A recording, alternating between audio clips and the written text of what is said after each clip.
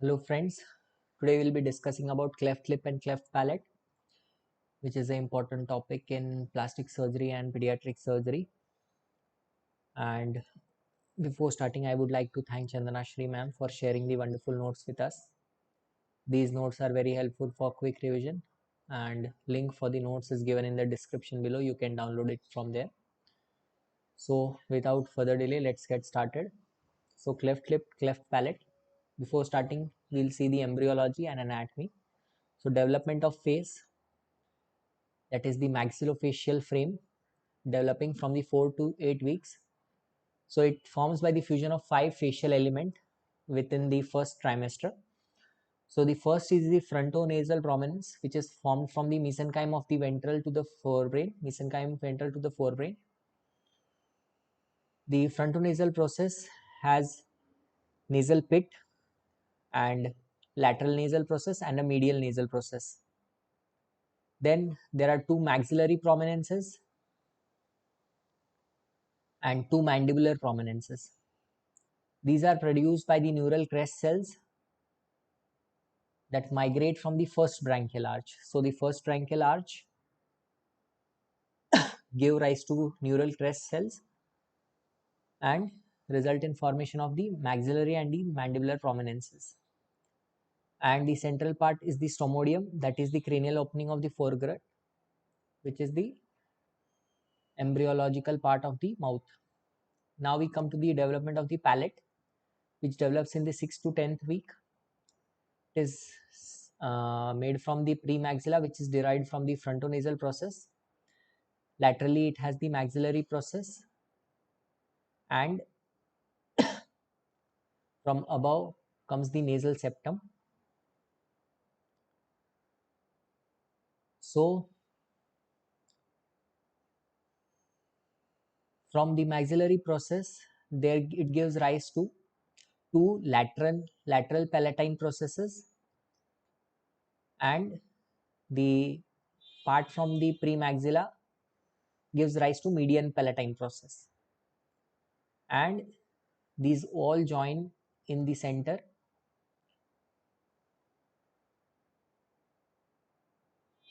So this the median palatine process, it forms the primary palate, which gives rise to lip, alveolus, hard palate anterior to the incisive foramen. So here is the incisive foramen.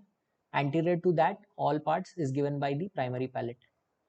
Then incisive foramen, secondary palate, behind which is the secondary palate.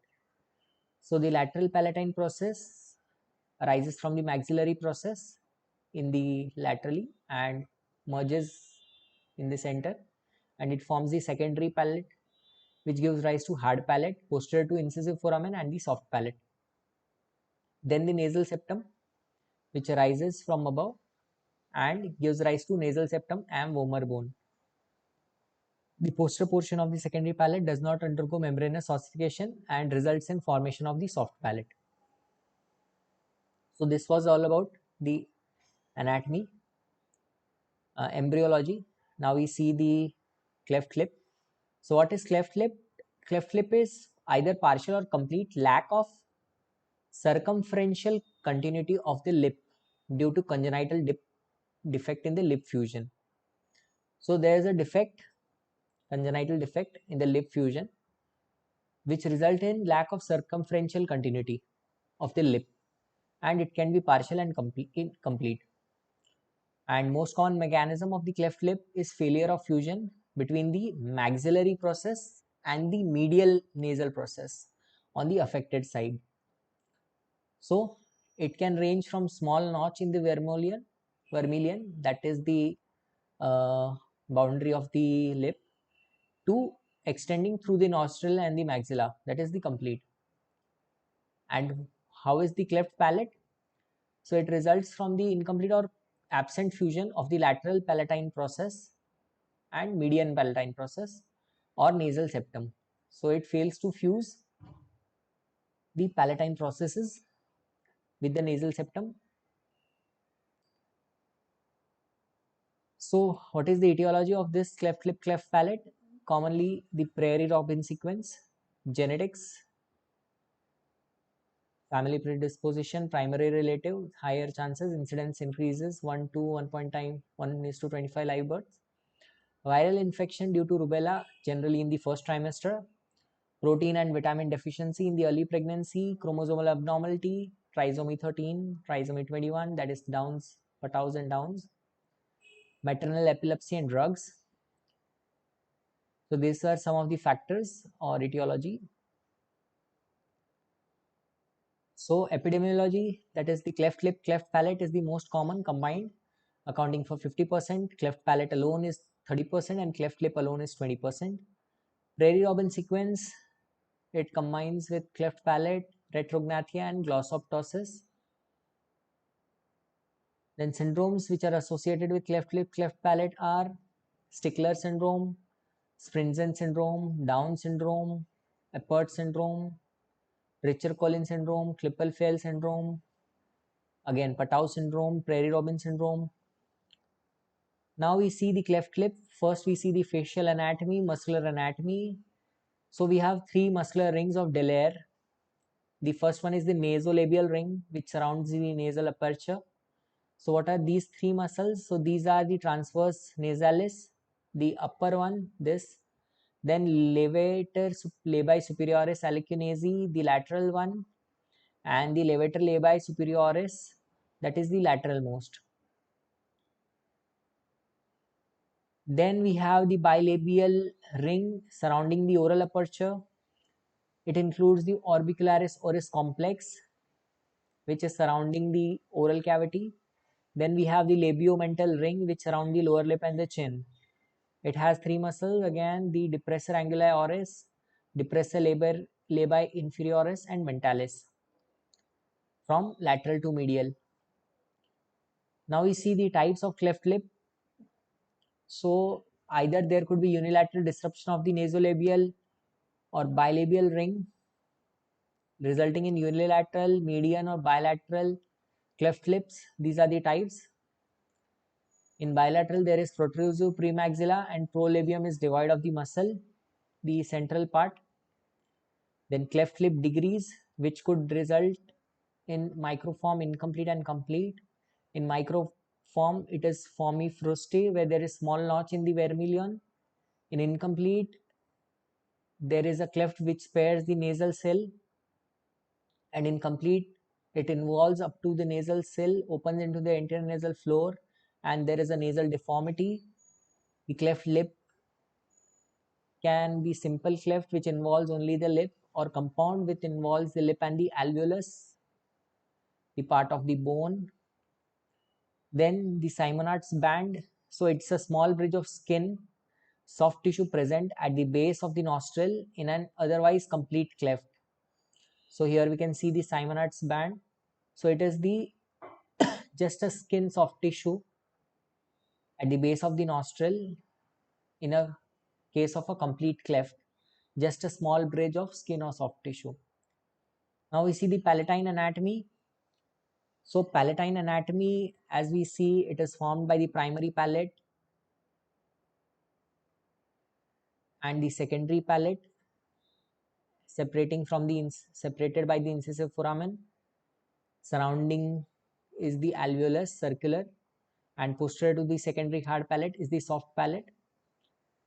So outside is the alveolus, the maxilla part, then the primary palate, then the secondary palate and the soft palate. This is seen from in the mouth below upwards. Now we see the Wellows classification of the cleft palate. So class 1, where there is only defect in the soft palate. Class 2 involves defect in the secondary palate, both hard and soft. Class 3 is unilateral complete cleft involving both hard soft palate, extending from the alveolus to the soft palate. And class 4 is bilateral complete cleft lip, where it involves both sides of the hard and soft palate.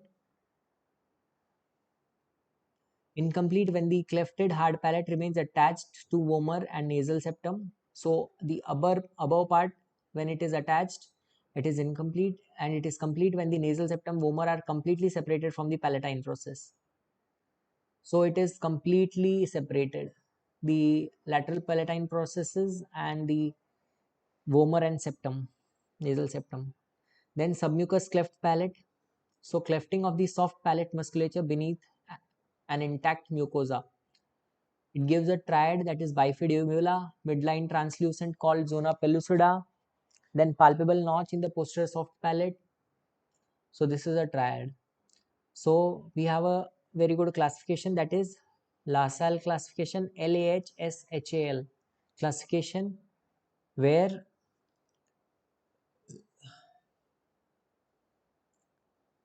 L stands for lip, A stands for alveolus, H stands for hard palate, and S stands for soft palate. So from right to left, we have L, A, H, S, then again H, A, L. Okay. And we will denote the defect where we will use capital letter for complete cleft, small letter for incomplete cleft, and small letter with asterisk for micro cleft. So this will give us a fair good idea about the associated pathology of the cleft lip and palate. So problems associated with the cleft anomaly. So there are 5 disturbances, that is speech disturbance, feeding disturbance, eustachian tube disturbance, respiratory disturbance, cosmesis, and psychological issues. So speech disturbance is due to the failure of the velopharyngeal closure, air leak through the nose, which causes inability to build positive intraoral pressure, which is needed for speaking, difficulty in pronouncing labial and palatal syllables. So feeding disturbances, difficulty in sucking and swallowing. Then eustachian tube dysfunctions due to disruption of the tensor villi palatini. Tensor villi palatini will not be able to function, resulting in frequent otitis media and hearing issues. Respiratory obstruction, especially in the prairie robin sequence. Cosmesis and psychological issues due to abnormal dentition and facial features. Now we see the management. Evaluation, it can be generally diagnosed by the antenatal scan as early after as 18 weeks. So now the cleft lip and cleft palate surgery. So principles of cleft lip and cleft palate surgery. The goals is to restore normal anatomy of the lip and the palate. So emphasis is muscular reconstruction of the lip, nose, face, soft palate. So near normal anatomy, normal or near normal anatomy promotes normal function and will also help in normal growth and development. So now we see the timing of repair, which we follow is the Millard's rule of 10, where the baby should be at least 10 weeks old, that is around 2 to 3 months, should at least be 10 pounds, which is around 4.5 to 5 kg, should hemoglobin should be more than 10. Now the sequential repair is followed, where cleft lip is done in around 3 to 6 months, soft palate is done at around 6 months, and cleft lip and soft palate repair can be done together. And then we do a hard palate repair in 15 to 18 months, and cleft lip repair revision and hard palate repair can be done concomitantly together, and this sequence of repair is known as de Layer's sequence. So now the cleft lip surgery. So the aim of surgery is reconstruction of the orbicularis oculi oris complex, orbicularis oris complex, reconstruction and reapproximation. Then cupid bow is to be formed, pouting of lower lip, lower portion of the upper lip to avoid the vessel deformity. Then we have to create a philtral dimple, straight columella, and symmetrical ala, the nose. So these are the aims of the surgery in cleft lip surgery. The surgery is for unilateral cleft is the Millard rotation advancement flap, where we will cut and reconstruct the unilateral cleft lip with advancement and rotation flaps. Then we have Tennyson-Randall technique, where we excise and reconstruct the unilateral cleft lip Then surgery for the bilateral cleft lip, where there is a Millard bilateral cleft lip repair, where we approximate the orbicularis oris and reconstruct the philtrum along with advancement of the skin of the lip. Now the cleft palate surgery.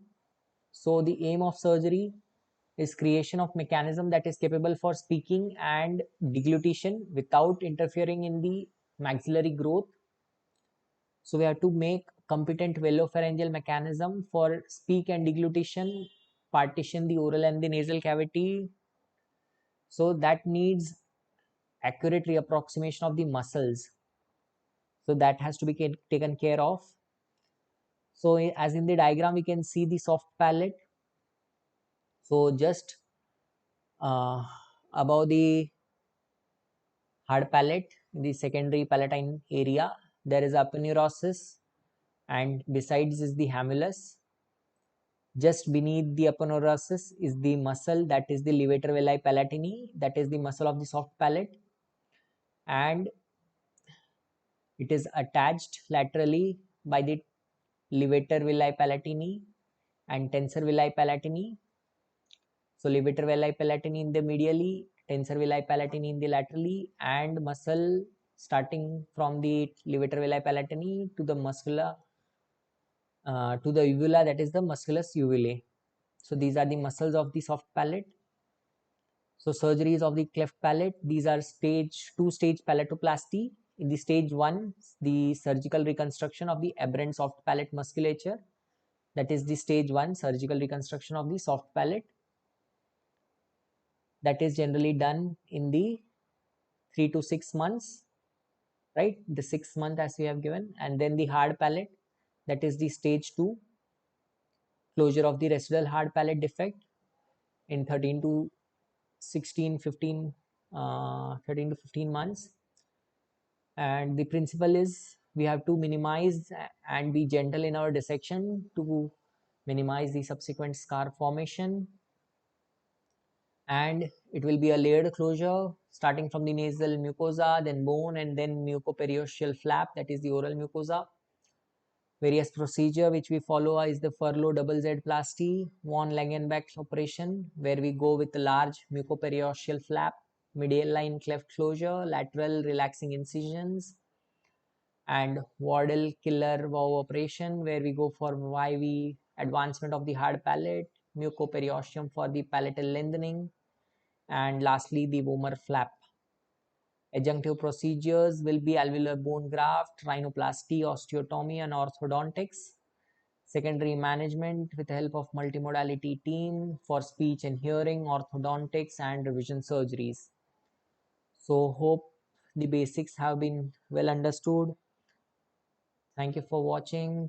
Please like, share, and subscribe so that we can keep going and keep studying, keep growing, never give up, because great things take time. And see you in next video. Thank you.